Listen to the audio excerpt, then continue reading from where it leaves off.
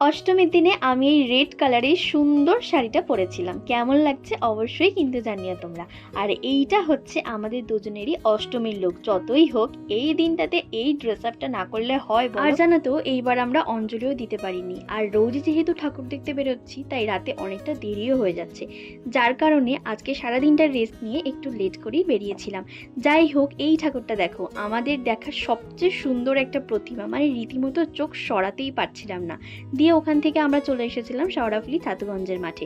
এখানে ঠাকুর দেখে বেরিয়ে দেখি বাইরে ভোগ দেয়া হচ্ছে, তো সবাই মিলে একটু ভোগ নিয়েছিলাম। দিয়ে আরও কিছু ঠাকুর দেখে আমরা চলে আসি বৈদ্যবাটি নার্সারি রোডের এখানে।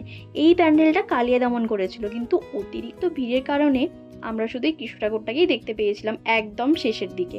তারপরে আমরা আর কোথাও সেরকম যাইনি, ওখান থেকে চলে আসি একটা ধাবা। আর আমার অনেক দিন ধরেই মিক্স ফ্রাইড রাইস খাওয়ার ইচ্ছে ছিল, তো আমি আর পিয়াসাদি রাইস আর ওরা দুজন বাটার নান নিয়েছিল। তো এই দিনটা তো আমরা এইভাবেই কাটালাম। তোমরা কিভাবে কাটালে অবশ্যই জানিও। বাই।